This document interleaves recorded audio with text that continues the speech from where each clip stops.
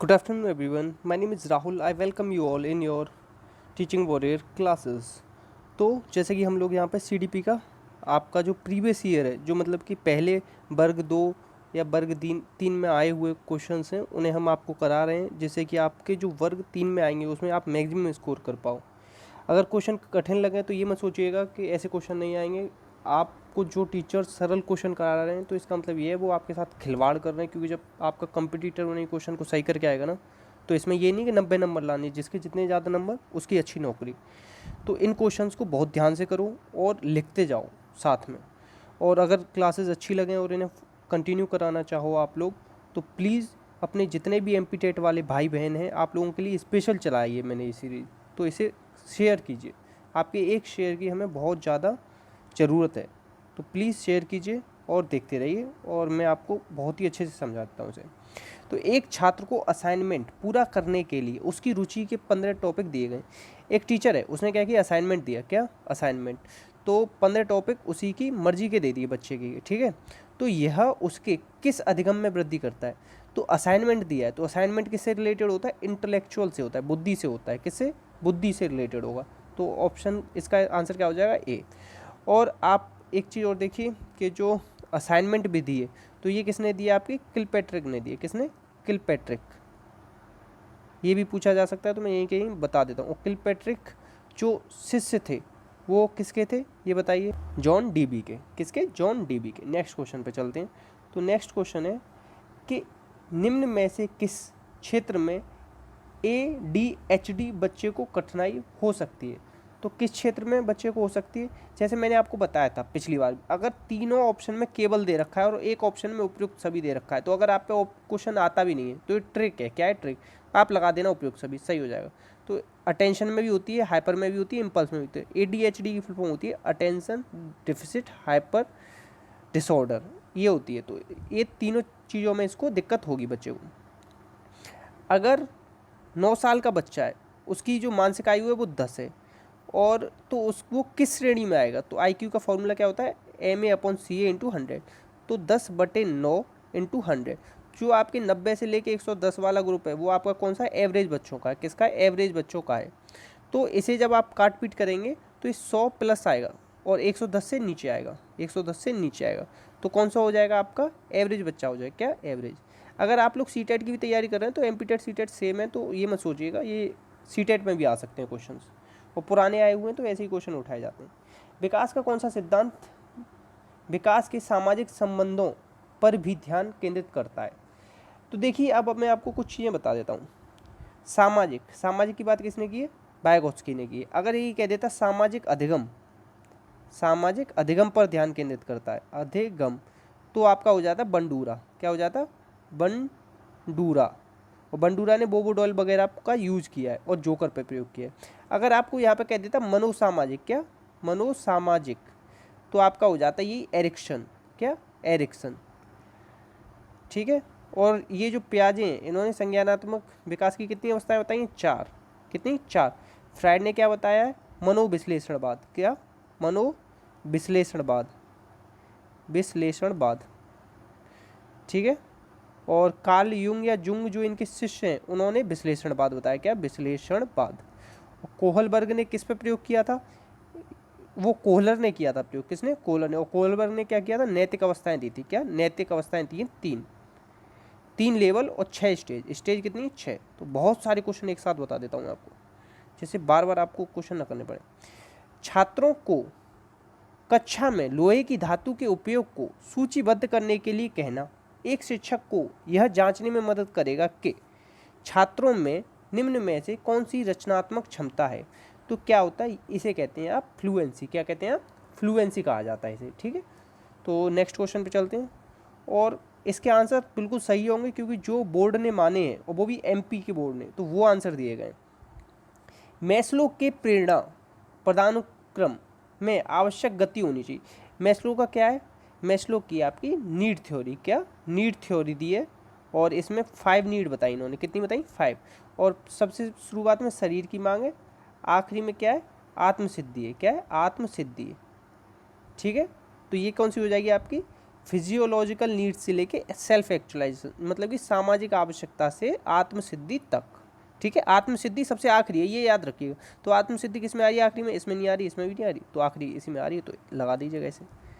ठीक है, परामर्शदाता के लिए आवश्यक विशेषता का चयन करें। तो परामर्शदाता के लिए जो आवश्यक विशेषता क्या है, जैसे अगर कोई बच्चा है, उसे कोई प्रॉब्लम आ रही है, पढ़ाई में समस्या आ रही है, और जो एक हर स्कूल्स में आजकल क्या होता है, एक परामर्शदाता होता है जो उसे समझता है, जो उसके बारे में जानने की कोशिश करता है कि क्या दिक्कत है। तो ये क्या होना चाहिए? सहानुभूति जुड़ी होनी चाहिए, एम्पैथेटिक होना चाहिए। एक होता है सिंपैथी और एक एम्पैथी, इसमें अंतर बता देता हूँ। सिंपैथी होता है जैसे कि आपका पर्स चोरी हो गया, तो और आपने मुझे बताया, तो मैंने कहा यार मुझे बड़ा दुख हुआ। और एक एम्पैथी वो होता है कि मैं अपने आप को आपकी जगह पे रख लूँ बिल्कुल, कि अरे यार ये मेरे साथ होता तो कैसा होता। तो ये एम्पैथी ज़्यादा अच्छी चीज़ होती है, सिंपैथी उतना अच्छा नहीं होता है। इस तरीके से याद रखिए। तो काउंसलर में कैसी होनी चाहिए विशेषता? सहानुभूति परक होनी चाहिए।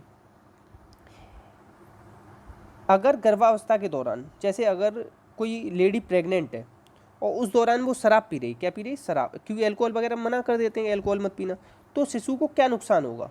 क्या नुकसान होगा?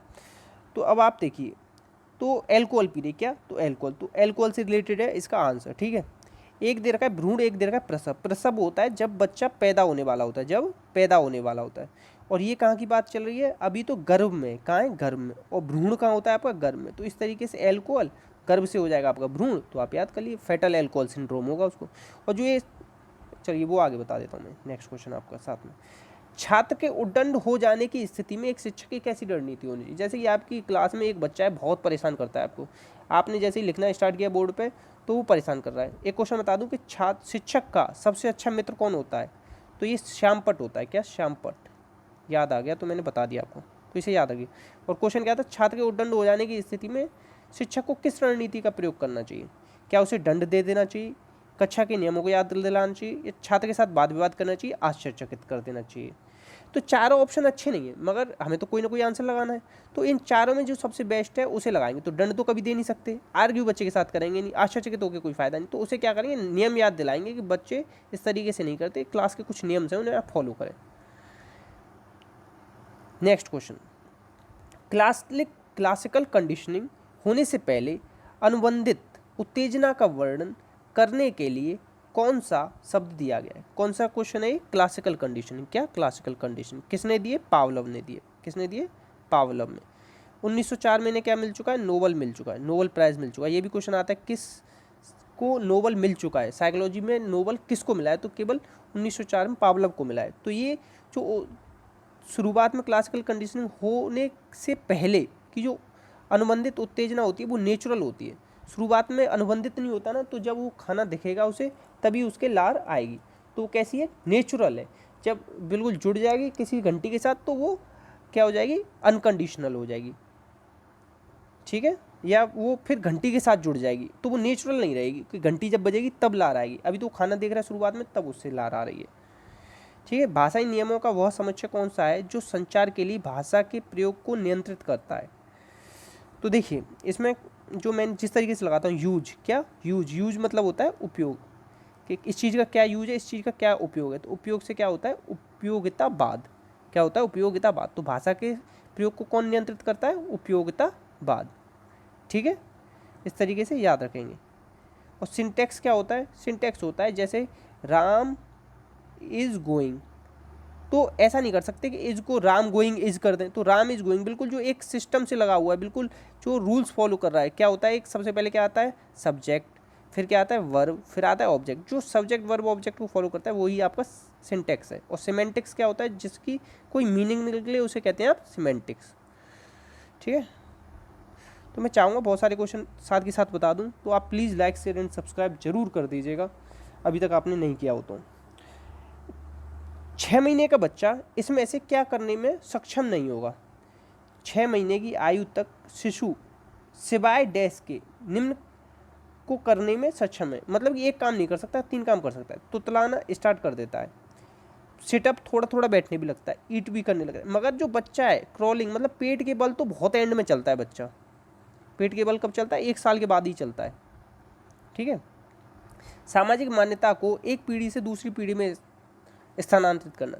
जैसे कि हमारी कुछ मान्यताएं हैं, हम जिस परिवार में रहते हैं, जिस समुदाय में रहते हैं, जिस समाज का हम हिस्सा हैं, उसकी कुछ ना क्या है, कुछ सामाजिक मान्यताएं बनी हुई, उसे एक पीढ़ी से, जैसे तुम्हारे बाबा ने तुम्हारे पापा को बताया, पापा ने हम लोगों को तुम्हें बताया, तुम अपने बच्चों को बताओगे, तो ये क्या है, ये तुम अपने कल्चर का, जो तुम जिस कल्चर को या ट्रेडिशन को जिसको फॉलो करते हो, तो उसको क्या है, संचरण है। जैसे हमारे नॉर्थ इंडिया में क्या है, जो उत्तर प्रदेश एमपी वगैरह में दीपावली धूमधाम से मनाई जाती है, साउथ में तो नहीं मनाई जाती, वहाँ पे पोंगल वगैरह मनाया जाता है, वहाँ पे कुचिपुड़ी वगैरह मनाया जाता है। तो ये अलग अलग जगह के अलग अलग त्यौहार हैं। तो हम जो एक पीढ़ी से दूसरी पीढ़ी में स्थानांतरित करते हैं, उसे ही क्या कहा जाता है, संस्कृति का संचरण। ठीक है, नेक्स्ट क्वेश्चन पे चलते हैं। जो personality is measured based on, व्यक्तित्व को डैश दृष्टिकोण के आधार पर मापा जा सकता है। तो जो पर्सनैलिटी को किसके आधार पर मापा जा सकता है, ये हो जाएगा आपका नियमानुवेशी उपागम। क्या हो जाएगा, नियमानुवेशी उपागम। इसको याद करने की ट्रिक कैसे रख लो, पर्सनैलिटी कैसे होगी, पर्सनैलिटी जब तो अच्छी हो सकती है आपकी जब आप नियम से डेली व्यायाम करो, जब डेली नियम से व्यायाम करोगे तो नियमानुवेशी उपागम हो जाएगी अप्रोच पर्सनैलिटी की। एक दो टफ क्वेश्चन है इसमें पेपर में, मगर आप बेस्ट करने की कोशिश कीजिए। प्याजे के 4 विकास अवस्थाओं में निम्न में से वस्तु स्थायित्व, चेक ऑब्जेक्ट परमानेंस कब आ जाता है बच्चे के अंदर। ऑब्जेक्ट परमानेंस ऐसे है, जैसे कि अभी वो बॉल से खेल रहा है, तो आप बॉल उठा के अगर कहोगे चिड़िया ले गई, तो जब आपका जन्म से, जीरो तो होता ही नहीं कुछ क्योंकि 9 महीने गर्भ में रहता है, जन्म से 2 साल की अवस्था में ही जब बच्चा 1-1.5 साल से 2 साल का होने को लगता है, तब ही बच्चे में वस्तु स्थायित्व आ जाता है। क्योंकि जब बच्चे की माँ सामने नहीं होती तो वो रोने लगता है, क्योंकि उसे पता है कि वो बच्चा रोएगा तो मम्मा आ जाएगी। खिलौना नीचे गिर गया तो ऐसा नहीं कि गायब हो गया, तो बच्चा रोने लगेगा, क्योंकि कोई ना कोई आएगा उठा के दे देगा, इस तरीके से। तो ये किस अवस्था में आता है, तो ये आता है इंद्रिय जनित, या इसे ही कहते हैं संवेदी पेशी। इसी का दूसरा नाम क्या है, संवेदी पेशी। तो कंफ्यूज हो जाते हैं बच्चे के, ये तो इंद्रिय जनित थी, संवेदी पेशी क्या बता दी, तो एक ही नाम है। तो ये जो होती है क्या होती है, जन्म से 2 वर्ष, क्या होती है, जन्म से 2। ये वाली क्या होती है, 2 से 7, ये होती है 7 से 11, ये होती है 11 से 15। अब इसे याद करने की ट्रिक ये है, इंद्रिय जनित को क्या कहते हैं, संवेदी पेशी। तो सबने पूरी की मूर्ति आपकी, ये पूरी लाइन बना लो। और इंग्लिश वाले क्या पूरा याद करेंगे, sir please come fast, SPCF, sir please come fast. तो ये ट्रिक है, इस तरीके से याद रखिए आप। देखिए नेक्स्ट क्वेश्चन है प्याजे से। तो प्याजे और पावलोव से बहुत ज़्यादा क्वेश्चन पूछे गए। प्याजे की पूर्व संक्रियात्मक अवस्था, पूर्व मतलब प्री ऑपरेशनल, प्री ऑपरेशनल कहाँ बताई थी मैंने आपको, बताई थी 2 से 7 वर्ष। और 11 से अधिक, 7 से 11 कौन सी बताई थी आपको, मैंने बताई थी आपकी ऑपरेशनल, और 11 से अब कंक्रीट। ठीक है, नेक्स्ट क्वेश्चन, किसने कहा बुद्धिमत्ता समस्याओं को हल करने या कम से कम एक संस्कृति या समुदाय में मूल्यांकन उत्पादों को बनाने के लिए कुछ तरीकों से जानकारी को संशोधित करने के लिए जैव मनोवैज्ञानिक क्षमता है। क्या है, जैव मनोवैज्ञानिक क्षमता। तो जैव मनोवैज्ञानिक क्षमता सबसे ज़्यादा किस में होगी, गार्डनर में। किस में है, गार्डनर। और इन्होंने कितने तरीके की बुद्धि बताई है, 8 तरीके की। सबसे पहले 7 बताई थी, फिर 8, फिर 9, मगर अभी भी NCERT के अकॉर्डिंग हम क्या मानते हैं, 8 मानते हैं। इस तरीके से याद रखिए। अगर कोई आपसे क्विज वगैरह करा रहा है टेलीग्राम वगैरह पे, तो आपको 9 भी डाल के सही कर देगा, तो उसे आप सही मत मानेगा, क्योंकि NCERT के अकॉर्डिंग 8 ही है इसमें। ठीक है, मनोलैंगिक विकास, साइकोसेक्सुअल थ्योरी, एक विशेष चरण को सफलतापूर्वक पूरा करने में विफलता, मतलब कोई एक चरण है, कोई एक आपका चरण है, वो आपका पूरा नहीं कर पाए, तो कौन सी विफलता होगी, तो वो क्या हो जाएगा आपका फिक्सेशन। जब आप किसी चरण को पूरा नहीं कर पाए तो मतलब फिक्स हो गए ना उसी चरण पे, आगे बढ़ ही नहीं पाए। और ये जो आपका है मनोलैंगिक, ये किसने दिया, सिगमंड फ्राइड ने, फ्रूइड ने, फ्राइड कह देते हैं, फ्रूइड होता है, क्या नाम है इसका, फ्रूइड, सिगमंड फ्रूइड। और इन्होंने क्या बताया, चेतन, अचेतन और चेतन मन, अवचेतन मन और अचेतन मन। 9/10 क्या होता है इनका, अचेतन मन। और ये वाला चेतन और अचेतन के बीच में कौन सा होता है, अवचेतन मन। अवचेतन, अवचेतन वो स्थिति होती है, बहुत दिनों के बाद आप अपने दोस्त से मिलते हैं तो फिर कहते हैं यार देखा तो है तुझे कहीं और समझ में नहीं आ रहा, जो आपका बहुत ही बचपन का दोस्त हो। तो वो जो अवस्था होती है, पेपर में आप पेपर दे रहे हैं तो यार ये क्वेश्चन मैंने पढ़ा तो था, याद नहीं आ रहा। जब बहुत ज़्यादा आप दिमाग मारोगे ना तो याद आ जाता है, तो वो अवचेतन में हो जाता है आपका। कौन सा हो जाता है, अवचेतन। ठीक है, नेक्स्ट क्वेश्चन पे चलते हैं। किस उम्र में बच्चे मित्र बनाने के इच्छुक होते हैं? जब शुरुआत की उम्र है तो तब तो होते नहीं। तो कौन सी शैशवावस्था, कई जो मनोवैज्ञानिक है उन्होंने जन्म से 2 मानी, जन्म से 2, तब तो होते नहीं। जब वो पूर्व बाल्यावस्था में आते हैं, कब? पूर्व बाल्या। अब अगर आपका इस तरीके से दे रखा है पूर्व बाल्या, तो पूर्व बाल्य होता है 6 से 12। अगर आपका शैशवावस्था बाल्यावस्था दे रखा है तो जब हो जाता है शैशवावस्था आपका जन्म से 6 और फिर बाल्यावस्था हो जाए 6 से 12। अगर आपका पूर्व बाल्यावस्था दे रखा है तो शैशवावस्था आपकी कहाँ से कहाँ तक हो जाएगी? जन्म से लेके 2 वर्ष तक, इसे याद रखिए। तो बच्चे किस अवस्था में बनाना चालू करते हैं अपने मित्र? ये करते हैं 3 वर्ष की अवस्था में। किस वर्ष की अवस्था में?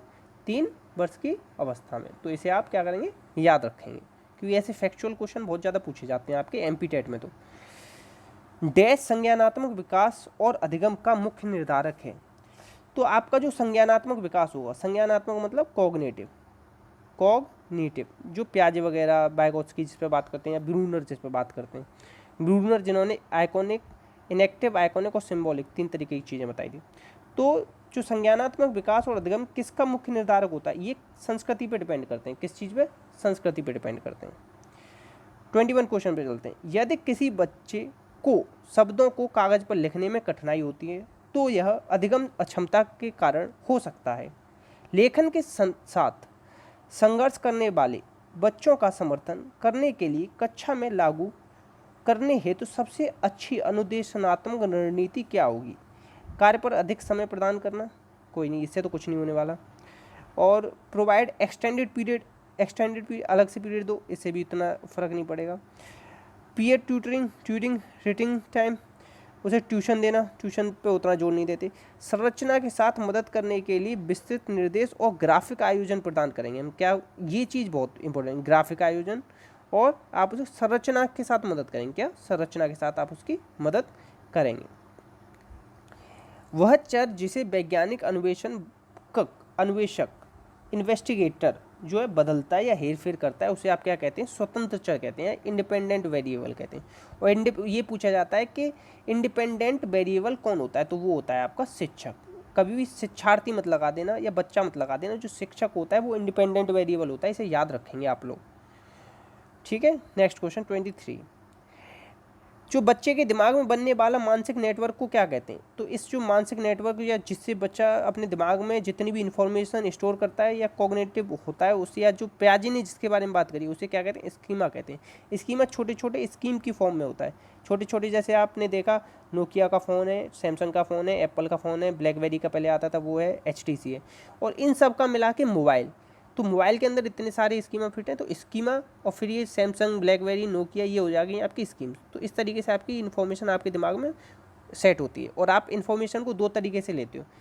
एक अडेप्टेड, जो आपकी इन्फॉर्मेशन अडेप्ट करते हो, एसिमुलेशन और अकोमोडेशन। अकोमोडेशन होता है आपका समायोजन, और असिमुलेशन को आप कहते हैं आत्मसातकरण। ठीक है, इस तरीके से याद रखेंगे। पावलव ने क्लासिकल कंडीशनिंग में किस पर प्रयोग किया? शायद ये तीसरा क्वेश्चन है पावलव का, तो याद रखिए, बहुत ज़्यादा इंपॉर्टेंट। तो इन्होंने किया कुत्ते पर। किस पे? कुत्ते पर। और कबूतर पर किसने किया? कबूतर पर और चूहे पर किया था स्किनर ने। ठीक है, और इन्होंने जो चूहे पे किया था वो 1938 में किया था, और कबूतर पे जो किया था 1943 में किया था। किस पे? 1943 पे किया था। इसे भी आप याद रखेंगे। नेक्स्ट क्वेश्चन, एरिक्सन की मनोसामाजिक विकास के किस चरण में प्रतियोगिता की भावना पैदा होती है? तो ये होती है आपकी इंडस्ट्री वर्सेस इन्फीरियोरिटी। ये किसने दी है? एरिक्सन ने दी है। 8 स्टेज दी हैं, सारी याद नहीं होती, तो इसे याद कर लो। 6 से 12 तक होती है। मैक्सिमम जो पूछा जाता है इसी से रिलेटेड आंसर होता है, तो आप इसे ही लगाया ना, 99% सही हो जाएगा। निम्न में से क्या रचनात्मकता के लिए अवरोध नहीं है? तो आपकी जो डाइवर्जेंट थिंकिंग होती है, डाइवर्जेंट होती है एक चीज़ के बहुत सारे सॉल्यूशन के। आपकी जो वातावरण प्रदूषित हो रहा है, तो इसके लिए हम क्या क्या उपाय कर सकते हैं? तो ये क्या हो गई? आपकी डाइवर्जेंट थिंकिंग हो गई, और ये रचनात्मकता के लिए अवरोध नहीं, जबकि जो आपकी रचनात्मकता होने के लिए डाइवर्जेंट थिंकिंग होना बहुत जरूरी है। मेंटल सेट गलत है, कन्वर्जेंट गलत होती है, फिक्सेशन होनी नहीं चाहिए। Next question 27। कोशिका विभाजन त्रुटि के कारण निम्न में से कौन सा विकार होता है? जब आपका जो हमारे कितने होते हैं? 23 होते हैं जोड़े। तो जब 22 जोड़े तो हो जाते हैं, और 23 वाले में हमारा क्या हो जाता है? डाउन सिंड्रोम हो जाता है। 23 वाले जोड़े में क्या हो जाता है? Down syndrome. तो इस विकार को डाउन सिंड्रोम कहते हैं। ठीक है, और डिसलेक्सिया किससे रिलेटेड है? डिसलेक्सिया पढ़ने से रिलेटेड है, और डिसग्राफिया आपका लिखने से रिलेटेड है, और डिसकैलकुलिया आपका किससे रिलेटेड है, गणना से रिलेटेड है या मैथ से रिलेटेड है। ठीक है, इस तरीके से इन्हें आप याद रखें। और ये जो आपकी ऑटिज्म वाली बीमारी है, इसमें क्या होता है, बच्चा जो सोशल इंटरेक्शन नहीं करता और अंतर्मुखी बन के रहता है। क्या, अंतर्मुखी बन के रहता है। ठीक है। 28, वह प्रथा जो समाज में शक्तिशाली पुरुषों को प्रभावी स्थिति को वैध बनाती है। मतलब वो जो प्रथा ये कहती है कि पुरुष क्या है, शक्तिशाली है, तो वो किस चीज़ से रिलेटेड है। अब पुरुषों से जो है तो वो किस चीज़ पे ध्यान देगी, आप ये बताइए। खुद थोड़ा सोचिए कि पुरुषों की जो डोमिनेटिंग सोसाइटी है वो क्या किस चीज़ पे जोर देगी, हीगोमोनिक मैस्कुलिनिटी। ठीक है, जो पुरुष डोमिनेटिंग सोसाइटी है कि पुरुष ही सब कर सकते हैं, अच्छा काम पुरुष करते हैं, या जो बाहर कमाने का काम पुरुष का, इस तरीके के जो सोच होती है। पाठ्यक्रम से आपका क्या मतलब है, पाठ्यक्रम क्या होता है, पाठ्यक्रम होता है कैरिकुलम। जो सिलेबस है ना वो आपके कैरिकुलम का पार्ट होता है। सिलेबस किसका पार्ट होता है ये पूछा गया है, तो कैरिकुलम का होता है। तो पूरे वर्ष में शिक्षक द्वारा छात्रों को पढ़ाए जाने वाले पाठ्यक्रम को इंगित करता है। और कैरिकुलम में आपका क्या आता है, गेम्स भी आते हैं, आपका सिंगिंग, डांसिंग, ये सब आता है, और आपका सिलेबस तो आता ही है। तो एक्स्ट्रा कैरिकुलम एक्टिविटी भी आपकी इसमें आती है, कैरिकुलम में आती है। नेक्स्ट क्वेश्चन, विद्यार्थी दीर्घावधि में किस माध्यम से अपने अनुचित अवधारणाओं से पार पा सकते हैं। तो वो किससे पार पा सकते हैं, अगर कोई उनके अंदर अनुचित अवधारणा बन गई है तो उसका क्या करना पड़ेगा, उन्हें निराकरण शिक्षण करना पड़ेगा। क्या, निराकरण शिक्षण। यहाँ आपके 30 क्वेश्चंस का तीसरा आपका टेस्ट या तीसरा पेपर ख़त्म हुआ। अब बहुत सारे एक्स्ट्रा फैक्ट बताता हूँ तो 20 से 22 मिनट की वीडियो बन जाती है, तो प्लीज़ थोड़ा सा मैनेज कीजिएगा और जितने दोस्तों को हो सके इसे शेयर कीजिएगा। आपके शेयर की हमें बहुत ज़्यादा आवश्यकता है, और लाइक प्लीज़ कर दीजिएगा, और कुछ समझ में ना आया हो तो कमेंट कीजिएगा, और आपको कैसा लगा ये वीडियो इसके बारे में भी बताइएगा। जय हिंद, जय भारत।